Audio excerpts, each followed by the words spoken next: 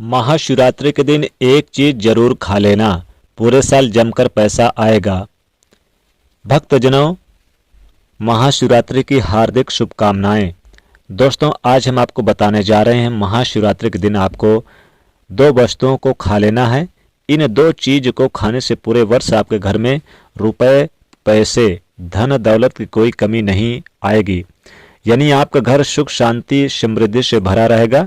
वैसे तो प्रत्येक माह की जो चतुर्दशी कृष्ण पक्षी आती है उसे शिवरात्रि कहा जाता है, जिसे शिव चतुर्दशी के नाम से भी जाना जाता है। लेकिन फाल्गुन माह के कृष्ण पक्ष चतुर्दशी तिथि होती है, जिसे महाशिवरात्रि के नाम से जाना जाता है। महाशिवरात्रि भोले बाबा का सबसे बड़ा त्यौहार माना जाता है। महाशिवरात्रि के दिन भगवान भोलेनाथ का माता पार्वती के साथ में पाणी ग्रहण संस्कार संपन्न हुआ था। कई ग्रंथों और पुराणों में यह भी बताया गया कि महाशिवरात्रि के दिन प्रभु भोलेनाथ का प्रागट्य भी हुआ था। तो महाशिवरात्रि एक बड़ा पर्व माना जाता है और इस पर्व को सिद्धदायक भी पर्व कहा गया है।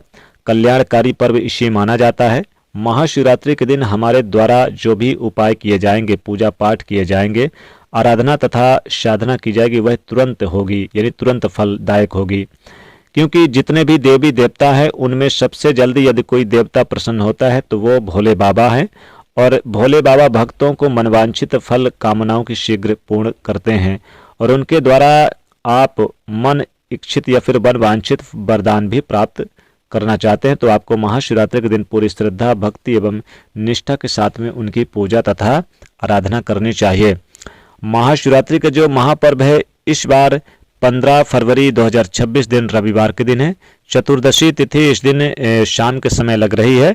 चूंकि रात्र में व्रत रखना या फिर पूजा करने का विशेष विधान है, इसलिए सुबह प्रातः त्रयोदशी तिथि रहेगी और शाम के समय शिव चतुर्दशी तिथि रहेगी।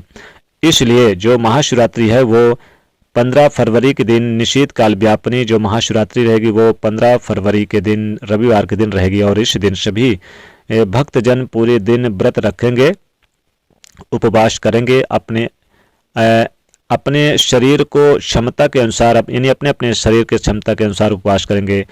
साथ ही व्रत तथा उपवास करना चाहिए। वैसे तो महाशिवरात्रि का व्रत निर्जला और निराहार किया जाता है, लेकिन यदि आप किसी कारणवश निर्जला निराहार नहीं रख सकते तो आप फलाहार करके ही महाशिवरात्रि का व्रत रख सकते हैं। लेकिन प्रयास करना चाहिए कि इस दिन आप फल और दूध से बने हुए वस्तुओं को लें और रात्र के समय जब भोलेनाथ की पूजा अर्चना करें तो उसके बाद आप अच्छी तरह से फलाहार करें। इस तरह आपको भोले बाबा को प्रसन्न के लिए महाशिवरात्रि का व्रत 15 फरवरी 2026 दिन रविवार को रखना है। महाशिवरात्रि के दिन प्रातः आप सूर्य उदय के पहले उठें, स्नान करें, शुद्ध वस्त्र धारण करें तथा व्रत का संकल्प धारण करें। संकल्प का अर्थ होता है प्रतिज्ञा करना या फिर संकल्प ग्रहण करना। संकल्प मानसिक रूप से भी आप धारण कर सकते हैं। भगवान भोलेनाथ का प्रातःकालीन बेला में स्नान करा के दूध, दही, शहद, शक्कर, घी इत्यादि के साथ वस्तुओं से अच्छी तरह से प्रकार से आप उन्हें स्नान कराएं।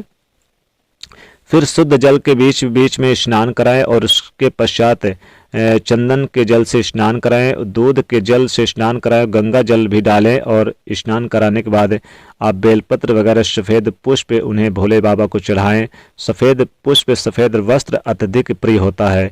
सफ़ेद कपड़ा इनको अब चढ़ाएं, चावल चढ़ाएं, उनको चंदन का तिलक लेप लगाएं, भस्म का तिलक लगाएं, उसके बाद भांग धतूरा चढ़ाएं, बेलपत्र चढ़ाएं, आकड़े का पुष्प चढ़ाएं। आप इस दिन मदार या फिर आप इस दिन चाहे तो आप भोले बाबा को उनकी प्रिय वस्तुएं जो भी है, लौंग, इलायची, वो भी उन्हें जरूर चढ़ाएं। इससे भी भोले बाबा बहुत ही ज़्यादा प्रसन्न होते हैं। फिर भोले बाबा को आप बेलपत्र अर्पित करें। बेलपत्र हमेशा 3 पत्तों का होना चाहिए, इससे अत्यंत शुभ माना जाता है।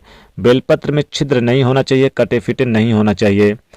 साथ ही महाशिवरात्रि के दिन शिवलिंग पर बेलपत्र चढ़ाने से भगवान भोलेनाथ अति शीघ्र प्रसन्न होते हैं।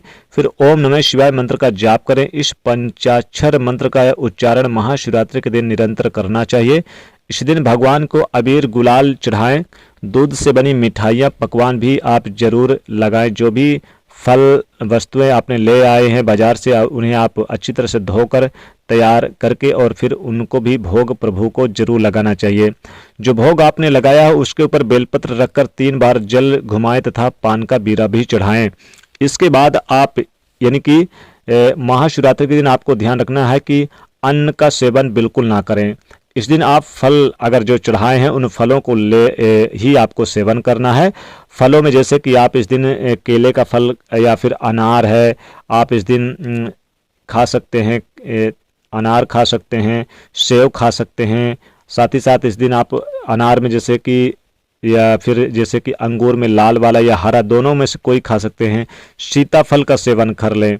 इस दिन बेल का फल खाना शुभ और बहुत ही पवित्र माना गया। बेर खा ले, बेर को भी फल कहा गया है। बेर भी भगवान शिव को इस दिन चढ़ाया जाता है, तो बेर का भी सेवन कर लें। फलाहार में बहुत काम आता है। दूध की बनी मिठाइयाँ, दूध की खीर खा सकते हैं, साबूदाने की खीर खा सकते हैं। इन चीज़ों का सेवन कर लें। लेकिन आपको भूल के भी नाशपाती का यानी फलों में नाशपाती ना खाएं। और इस दिन आप जैसे कि अगर आप व्रत नहीं रख रहे हैं तो लहसुन प्याज से बनी कोई भी सब्जी का सेवन ना करें। लहसुन प्याज ना खाएं, मांस मदिरा ना खाएं। इस दिन आप बैगन की सब्जी ना बनाकर खाएं घर में। और साथ ही साथ महाशिवरात्रि के दिन आपके घर में कुमड़े की सब्जी, कद्दू की सब्जी या फिर पत्तेदार गोभी की सब्जी बनाकर भूल से भी ना खाएं, नहीं तो महादेव क्रोधित हो जाते हैं। इस दिन गोभी ना तो बंद गोभी खाना है ना फूल वाली गोभी खाना, क्योंकि इनमें छोटे छोटे कीड़े होते हैं जो आपके मुख से अंदर जाते हैं और आपका व्रत तो भंग होता है। साथ ही साथ आप अगर व्रत नहीं भी रख रहे हैं तब भी भगवान भोलेनाथ क्रोधित होते हैं। तो लहसुन प्याज की बनी चीज का सेवन ना करें। आप बैगन की सब्जी ना खाएं, कुमड़े कद्दू की सब्जी, ये चीज़ों का सेवन बिल्कुल भी ना करें। इस दिन बिल्कुल भी आप ना खाएं। कोशिश करें कि आप फलाहार रहें या फिर आप व्रत नहीं रख रहे हैं तो पक्के भोजन जैसे कि पूड़ी कचौड़ी आप घर में बनाकर पक्का भोजन खाएं। गुजिया खीर वगैरह बना के खा सकते हैं। ये बहुत ही शुभ माना जाता है। महाशिवरात्रि के दिन आप 4 पहर की पूजा अवश्य करें। वैसे तो 4 पहर का जो योग होता है वो रात्रिकालीन 4 पहर का योग माना जाता है। शिव जी की पूजा में बेलपत्र अगर अर्पित कर दे तो सर्वोत्तम होगा, जो भगवान शिव की आराधना के लिए बहुत ही पवित्र माना जाता है, बहुत ही खास माना जाता है। इस बार की महाशिवरात्रि पर पंचग्रही योग बन रहा है। साथ ही साथ इस बार एक महाशिवरात्रि पर शिव नामक योग, महालक्ष्मी योग बन रहा है। इस बार शिवरात्रि पर यानी कि खास दुर्लभ योग बनने के कारण बहुत ही खास है।